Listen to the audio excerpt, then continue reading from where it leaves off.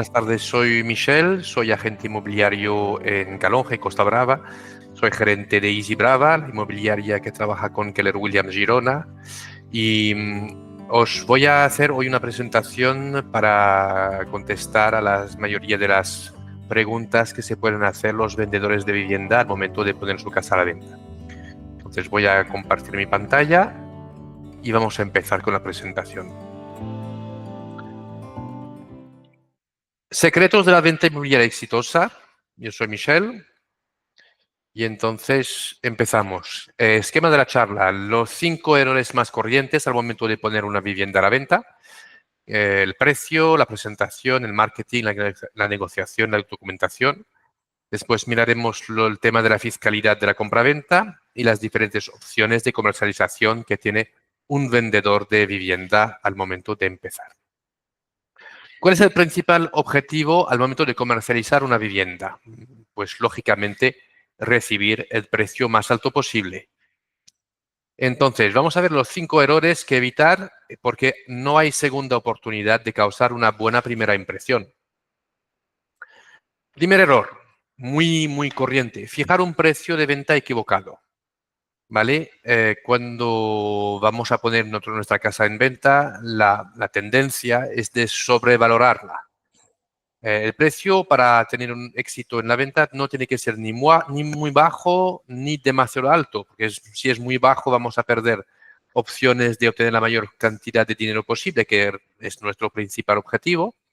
Y si es muy alto, pues no vamos a generar ningún interés en el mercado y en pocos meses el mercado va a descartar nuestra vivienda como opción y a pesar después de bajar precio no conseguiremos más visitas. El precio no lo decidimos nosotros, ni el vendedor, ni el asesor inmobiliario, lo decide el mercado. Depende de muchos factores. Depende del momento del año, depende de la situación global del mercado inmobiliario, de la economía, depende de los tipos de intereses, de la zona. Bueno, todo esto requiere un análisis comparativa de mercado, porque una de las mejores maneras de fijar un precio es observar lo que está en venta, digamos, actualmente en el mercado y tener información sobre lo que se ha vendido y a qué precio. ¿Vale? Lo que no influye en el precio de mercado es el precio que ha comprado la casa. Tenemos ejemplos, por ejemplo, de que en 2007, 2008 se han comprado viviendas muy por encima de lo que era el precio realista de la vivienda y entonces durante muchos años, mientras la burbuja se iba desinflando, pues no había ninguna opción de recuperar el dinero que se había invertido en estos momentos.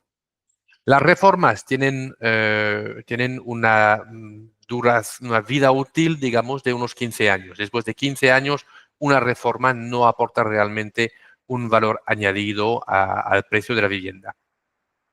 La cantidad que necesita para otro proyecto no le importa en absoluto a un comprador. Esto no es que eso tiene influencia en la decisión de vender o de no vender, pero esto no tiene ninguna influencia en el precio de mercado. Y los buenos recuerdos y los sentimientos que tiene con su vivienda, pues tampoco tiene ninguna influencia en el precio de mercado. Ahí tenemos un pequeño esquema, un gráfico que muestra la evolución de los precios en la provincia de Girona entre 2001 y 2021 y comparado con la evolución del índice de precios al consumo en Cataluña. Vemos que en 2001 estas dos curvas se separan y que los precios de la vivienda en azul empiezan a subir muchísimo más rápido que la evolución del IPC. ¿Y qué problema hay? El IPC es el reflejo de los ingresos de los catalanes. Y entonces llega un momento que se hace totalmente insostenible cuando los ingresos han subido un 30-35% y que los precios de la vivienda han subido un 300%, pues básicamente la gente ya no puede pagar la vivienda y entonces se para. Y al momento que se para, pues los precios van bajando, ajustándose y vemos que a finales de 2015 pues estas dos curvas se ponen paralelas. Y tenemos aquí unos precios que son los precios de mercado. Las subidas, las últimas subidas que hemos tenido en el mercado han sido bastante proporcionales a lo que es la inflación, lo que nos indica que no estamos en una situación de burbuja inmobiliaria, simplemente en una evolución de los precios más o menos normales.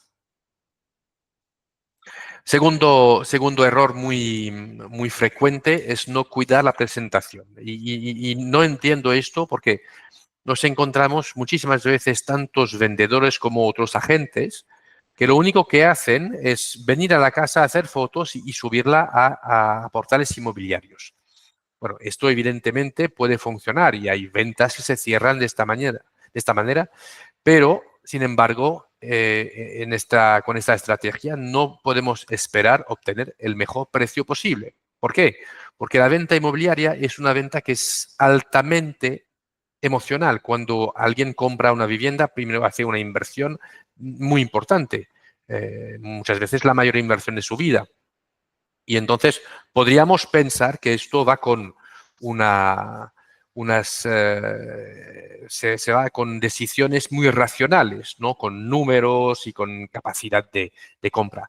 Pero la realidad es que es la primera etapa. Cuando un comprador decide comprar, lo primero que le enviamos a hacer es ir a ver al banco, que sepa en qué franja de precios se mueven, qué se puede permitir. Pero después, cuando va a hacer visitas dentro de esta franja de precios, pues el flechazo es la diferencia entre obtener el precio más alto posible y encontrarnos frente a alguien que va a querer regatear. Y entonces, como sabemos que la decisión de compra se toma en los primeros 7 segundos de la visita, pues hay algunas cosas que son absolutamente necesarias. Despejar los espacios. ¿Por qué? Porque queremos que la vivienda se vea la más amplia posible. Entonces, todo lo inútil se tiene que sacar. Quita los objetos personales, porque si queremos que un comprador pueda proyectarse en su futuro hogar, no tiene que tener la visión fotos personales, objetos religiosos o cosas de deporte, ¿no? Es decir, tiene que ser muy minimalista. Tenemos que tener una vivienda muy limpia, sobre todo baños, cocina. Hay que arreglar los pequeños defectos, que el timbre funciona, que no se vean muchas veces simplemente pintar la vivienda, pues le da un aire fresco y da un sentimiento de buen mantenimiento. Y esto hace subir bastante el precio. La preparación, aquí tenemos unos ejemplos, ¿no? Hay algunas obras necesarias que hay que hacer, hay que quitar los defectos. Por ejemplo, unas humedades en un techo es un defecto repelente. La gente no compra una vivienda que tiene algún posible defecto oculto o ni oculto, pero un defecto que no sabemos cuál es su importancia. Después hay que arreglar, tal como lo vemos en la imagen arriba. Es una inversión muy sencilla, ¿no? Simplificar, quitar objetos, dejar simplemente muebles para que se vea la ocupación del espacio, porque un espacio totalmente vacío es como un espacio muy lleno. La gente no se da cuenta de cómo se puede utilizar. Entonces, tenemos técnicas que se llama homestaging, por ejemplo, que utilizamos muebles de cartón para dar a ver el espacio. Y después invertir en fotos profesionales, en vídeos profesionales, en tour virtual, en drone, todo tipo de material de marketing que permite destacar en Internet. Aquí vamos a ver ahora unos contraejemplos. Esos son anuncios, fotos sacadas de anuncios de Internet en venta. Son muy extremos, ¿vale? Pero estos ejemplos nos permiten ver a qué punto esto es contraproductivo. Esta cocina no es nada atractiva porque está totalmente llena de cosas personales. Es una decoración muy poca acertada. Incluso vemos aquí una persona en la foto que no debería haber ninguna persona. Eh, bueno, esto es un ejemplo. Bien, persianas cerradas, fotos de noche, Las paredes parece que bailan. Aún peor, aquí tenemos una foto con los pies de alguien que mira televisión. Y estos son anuncios que yo encontré anunciadas por agencias inmobiliarias. Pero, o no tienen ninguna idea, ni idea de lo que están haciendo, o estas fotos simplemente las ha mandado el propietario a 15 agencias para que vayan publicando. Si queremos tener un flechazo, el flechazo empieza antes de que venga la gente a ver el piso o la casa. Es muy importante también que las fotos dan una visión realista de lo que son los espacios. Que no tengamos fotos con un ángulo enorme que hace que un espacio parezca gigantesco y cuando la gente entra dice ves que es muy pequeño. Porque volvemos a lo mismo, si queremos crear un flechazo, si queremos que los compradores se vayan enamorando de la casa, no pueden empezar la visita con una decepción. Es decir, la casa o el piso es lo que es. Lo que podemos hacer es dar a ver su mejor versión. Y es lo que pasa por ordenar espacios, hacer muy buenas fotos, sobre todo pedir a un profesional y pagar a un profesional para hacerlo un día de buen tiempo, con buena luz, y esto nos permite atraer a compradores. Aquí os voy a pasar un vídeo muy corto de lo que es un home staging para una casa pequeña de Río Douro aquí en Calonge que vendimos en 7 días.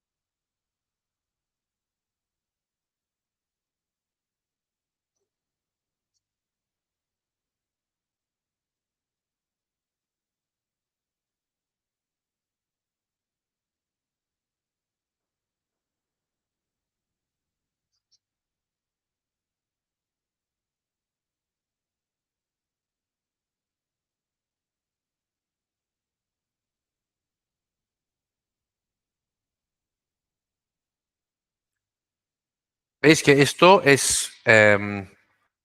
son técnicas que permiten crear una experiencia positiva al momento de hacer una visita. Vale, una vez que tenemos un precio que está en adecuación con lo que el mercado está dispuesto a pagar, una vez que tenemos una casa o un piso bien preparado, que está listo para ser visitado por compradores, pues la etapa siguiente es una muy buena difusión. La vivienda debe destacar y la primera imagen es esencial. Sabemos que hoy la gente pasa por internet, todo va muy rápido, la técnica de paso así en el móvil las imágenes a toda prisa. Entonces, la atención debe ser captada al momento. Entonces, ¿cómo funcionan los portales inmobiliarios? Los portales inmobiliarios son el medio que tienen los particulares y los profesionales para llegar a futuros compradores. Lo primero de lo primero, un particular no puede competir con los profesionales. Es así de claro. Últimamente he hecho he mirado en qué posición se encontraba el primer particular en idealista para Calonge y era en una posición que creo que alrededor de la nivel 400 o algo así. Es decir, ni en la primera, ni en la segunda, ni en la tercera, ni en la cuarta, ni en la quinta página hay un anuncio de particular. ¿Por qué? Porque los portales tienen interés primero a que los profesionales vendan ellos, porque nosotros les pagamos mucho dinero, y después los particulares lo que hacen los portales es vendernos a nosotros los profesionales para que les llamemos para ofrecer nuestros servicios. Por esto, cuando un particular pone un anuncio en Internet, lo primero que va a recibir son 60 llamadas de agencias inmobiliarias que van a intentar ofrecer sus servicios, ¿no? Entonces, pero no hay más, ya no hay más remedio. Hay que anunciar las casas a menos de que tenga un asesor que tenga una base de datos, y eso pasa también, que cuando un vendedor nos confía el asesoramiento para la venta de su casa, pues tengamos un comprador ya en nuestra base de datos, y esto entonces ni se publica. Otro error muy frecuente cuando un particular vende su casa por su cuenta y entonces empieza a recibir visitas, ¿no? Se lo toma personal. Los compradores, cuando vienen a ver su casa, están haciendo la mayor inversión de su vida, y sus objeciones no son ataques, solo dudas. Lo que quieren es asegurarse de lo que van a hacer, de lo que van a comprar, y hay que entender de que es un estrés muy importante. Entonces, cuando alguien hace preguntas, objeciones, critica incluso la casa, no hay que tomárselo como un ataque personal. No le está diciendo a usted que su casa no está bien. Al revés, muchas veces alguien que manifiesta dudas, pregunta y critica, es que manifiesta un interés. Un comprador que entra en una casa y dice, oh, qué bien, qué bonito, qué genial, y que se va, no la va a comprar. Y es así. Es decir, las dudas y las objeciones son las manifestaciones de un interés, porque si no, ni se molestaría en hacerlas. ¿Vale? Entonces, para manejar estas dudas hay que tener distancia y objetividad. ¿Vale? Y entonces también es importante saber cuáles son los puntos fuertes y débiles de la vivienda. Y al final, y al final lo ponemos al final, pero realmente es lo primero que hay que hacer. No descuidar el papeleo. Hay que investigar. Antes de empezar con la comercialización de una vivienda, hay que mirar cuáles son los posibles problemas que se pueden presentar y asegurarse de que toda la documentación necesaria la tenemos. No se puede imaginar cuántas veces nos encontramos con una casa que tiene tantos años, ni siquiera está declarada en el registro. Se hizo todo correcto al ayuntamiento, está en el cadastro, pero después la etapa de declaración de obra nueva al registro, pues la gente se olvida. Muchas veces ni saben que tienen que hacerlo. Entonces, todo esto hay que hacerlo antes. Antes de empezar, hay que asegurarse de que todo está en orden. ¿Por qué?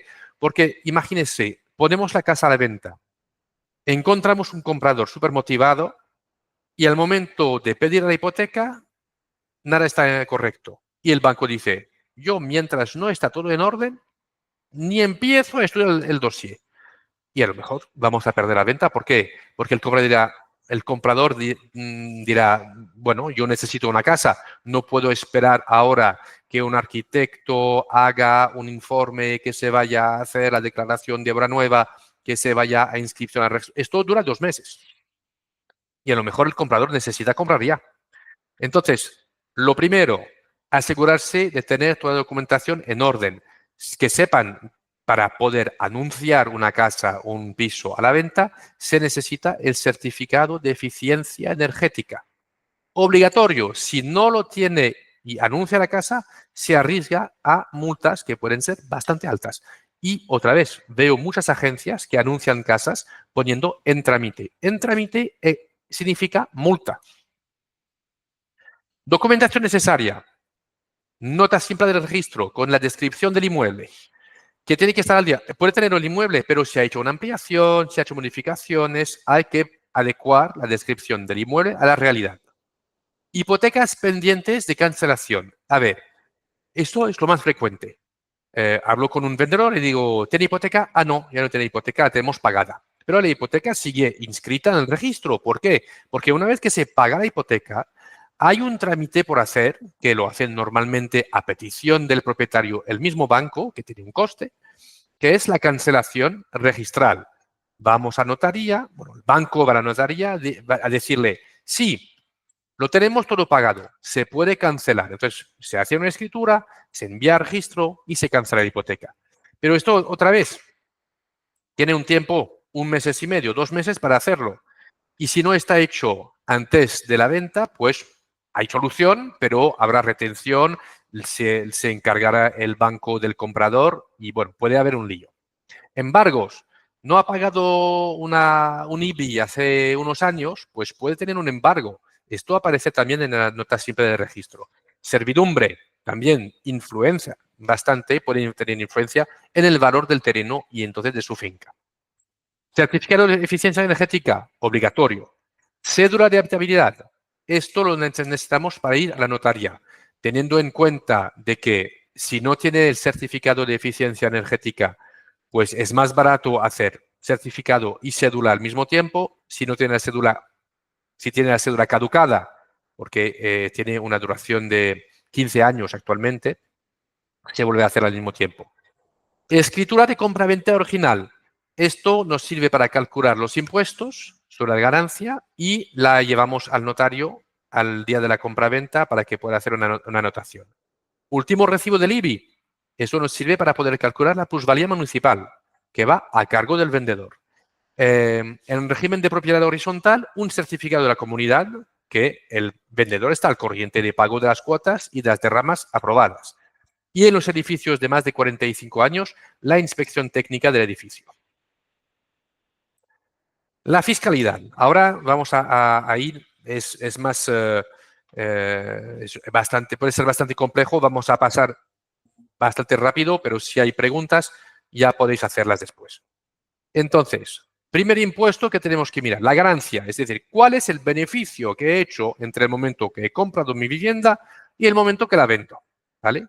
Entonces, para calcularlo hacemos precio de venta menos honorarios de un agente si ha contratado a un agente, menos plusvalía, menos coste del certificado energético y de la cédula.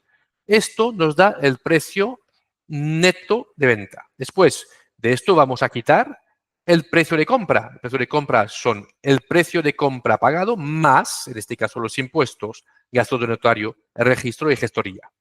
La diferencia entre estas cosas es la ganancia. Puede haber, a ver, tenemos un ejemplo, pero puede haber, por ejemplo, unas mejoras que se han hecho en la casa. He comprado una casa sin piscina, he hecho una piscina, tengo factura porque Hacienda nos pedirá justificarlo, pues evidentemente la construcción de la piscina es una inversión, es una mejora que se puede también deducir del beneficio. Vamos a hacer un ejemplo rápido. Precio de compra 50.000. Impuesto de compra 3.500, en su momento era el 7%. Notario, registro y gestor 1.500, así tenemos un importe total de la compra de 55.000. Precio de venta 200.000, honorarios de venta 17.000, plusvalía municipal 1.000, cédula, certificado energético 300. Importe total de la venta neto 181.700. Entonces, ganancia 127.700. Cálculo del impuesto. El impuesto final depende, esto puede ser bastante complejo y le recomiendo consultar a un profesional, a una gestoría para hacer el cálculo, sobre todo si ha comprado su vivienda hace muchos años. El impuesto final depende de la fecha de compra y de venta. Compra después del 1 de enero de 1995, la totalidad del beneficio tributa. No hay ninguna manera de desgravar. Si ha comprado antes, puede tener un descuento que depende de la duración de posesión entre la compra y el 31 de diciembre de 1996. ¿Vale? Aquí tenemos un ejemplo, no voy a detallarlo totalmente, pero hay un cálculo que se hace en 2 periodos. Los días de posesión antes del 19 de enero de 2006 y los días después. Y estos 2 periodos, pues dependiendo de cuándo ha comprado la casa, puede haber un descuento. Si necesita hacer un cálculo, nosotros tenemos una herramienta para hacerlo. Un elemento rápido, si el vendedor es no residente, el comprador tiene la obligación de retener el 3% del precio total de venta y de ingresarlo a la administración fiscal. ¿Qué pasaba antes? Los no residentes vendían su casa, cogían el dinero y se iban. Entonces, ¿qué pasa? Que Hacienda dice, aquí estoy perdiendo dinero. Entonces, si es no residente, el 3% del precio total de la venta se va a Hacienda. Es un impuesto anticipado. Después, el vendedor tiene que ir a Hacienda y decir, bueno, la ganancia real que tengo de esta operación es tanto. De ahí tengo que pagar tantos impuestos y entonces lo que ha pagado en mi nombre el comprador va en deducción de lo que debo. puede que yo tengo que pagar un complemento, puede que la administración me tenga que devolver dinero. Depende del beneficio real, ¿vale? Reinversión. Si la vivienda vendida constituye la residencia principal, el vendedor puede reinvertir sus ganancias en otro domicilio principal en los siguientes 2 años y entonces no pagar impuestos sobre este beneficio, ¿vale? Si es una segunda residencia, hay que pasar por caja.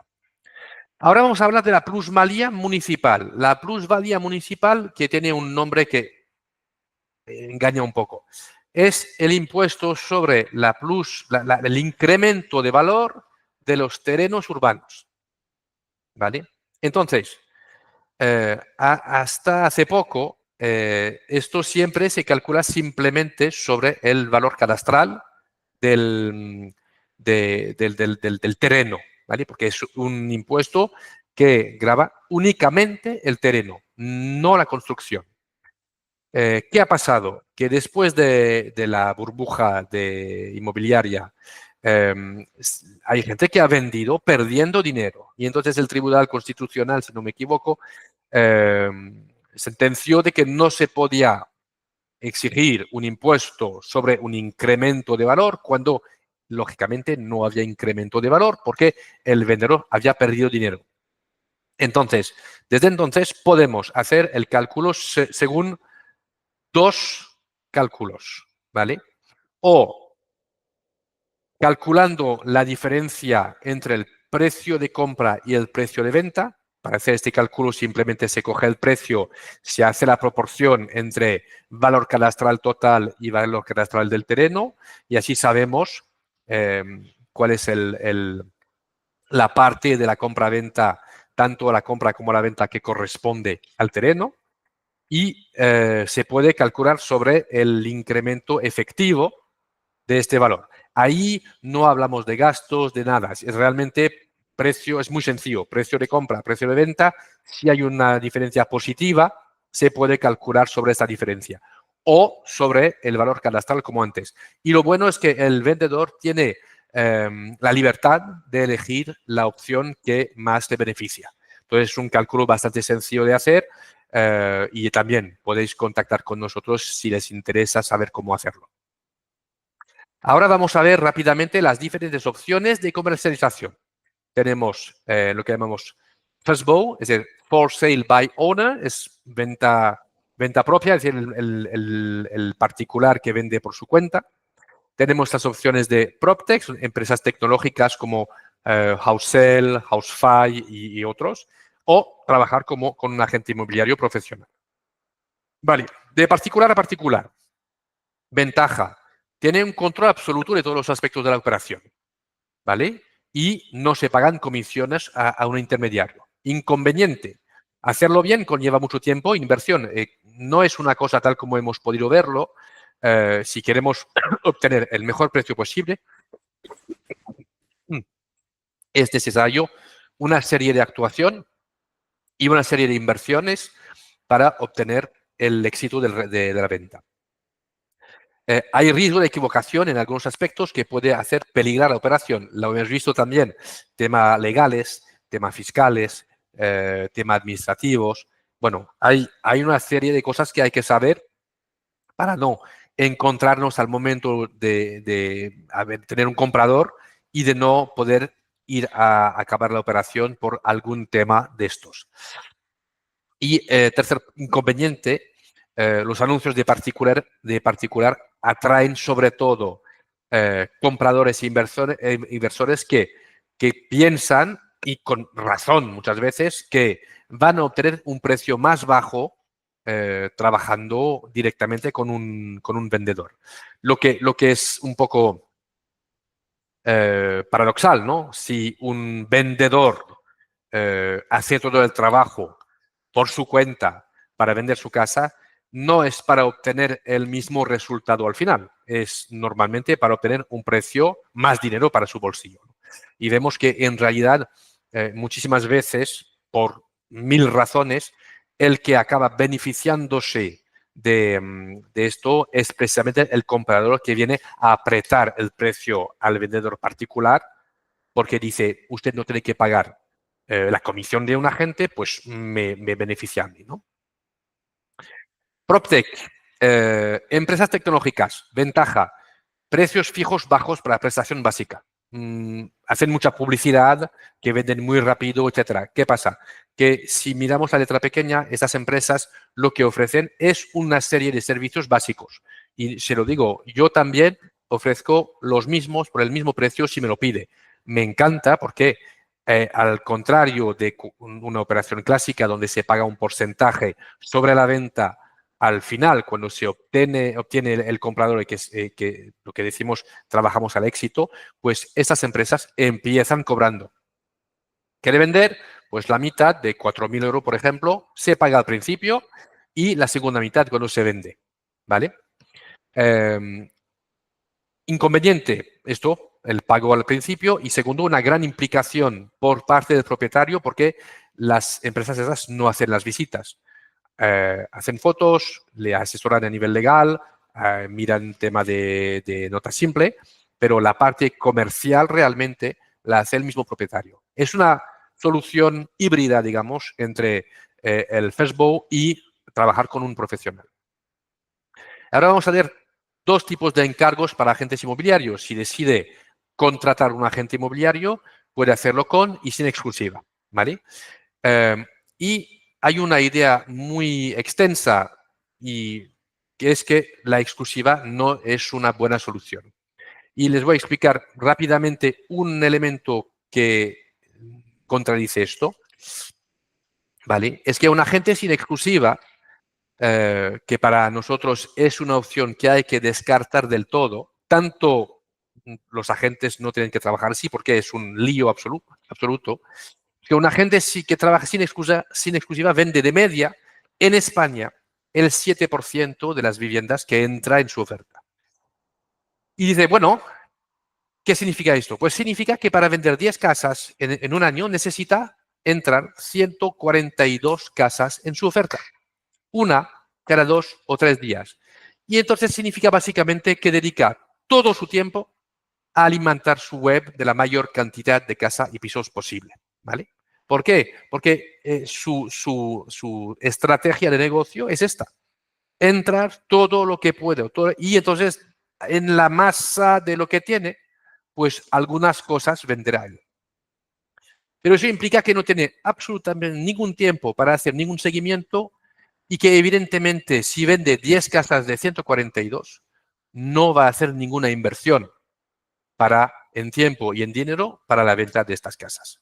Entonces, ¿qué pasa? Que tenemos propietarios que tienen 10 agencias, cada una con este sistema, con esta estrategia, y que se extrañan de que al fin y al cabo, pues nadie le aporta visitas o las visitas son de muy mala calidad y que la gente no tiene éxito. Pasan años, meses o años con una casa a la venta y nadie le ofrece ningún servicio ni asesoramiento.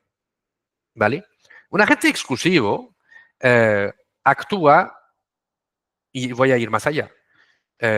Tenemos agentes que trabajan en exclusiva y sin exclusiva. Estos también hay que descartarlos. ¿Por qué? Porque sí que algunas exclusivas tendrán, pero tendrán igualmente que alimentar muchísimo la web con muchas casas y al fin y al cabo no tendrán el tiempo tampoco a dedicar a los intereses de su cliente. Los únicos agentes que pueden tener éxito son los que representan a sus clientes. No son intermediarios. Trabajan como representante de una de las partes. Puede ser la parte vendedora o la compradora, nunca las dos al mismo tiempo. Pero un agente que trabaja en exclusiva acompaña a su cliente en todos los aspectos de la operación. Hace un trabajo, pasa horas, incluso a veces días, para preparar la vivienda, para hacer que sea la más atractiva posible. Trabaja sobre todo en colaboración con otros profesionales para obtener el éxito. Y entonces, el resultado de esto es que vende más rápido y más caro. Aquí tenemos un ejemplo. Lo que decíamos antes, de media en España, una gente que trabaja sin exclusiva tiene un porcentaje de éxito del 7%, significa que para vender una casa al mes tiene que entrar 171 inmuebles. En España, de media, el porcentaje de éxito de los agentes que trabajan, entre otras cosas, en exclusiva es del 34%. Para vender 12 viviendas, deben tener en cartera 35, que ya no es lo mismo, ¿no? Tenemos los números de Keller Williams, la empresa inmobiliaria con la cual trabajamos actualmente nosotros, que en España este año han tenido un porcentaje de éxito del 67%. Si ve que para vender 12 viviendas, un agente debe tener en cartera 18. Y yo personalmente el año pasado he tenido un porcentaje del 80%. Y para vender 12 he tenido que entrar 15. No se vende todo, pero por lo menos significa que casi por cada casa que he entrado, casi he podido dedicar un mes entero de trabajo en ello. Vale, ahora voy a cerrar la presentación y voy a abrir el micrófono para que puedan hacer sus preguntas.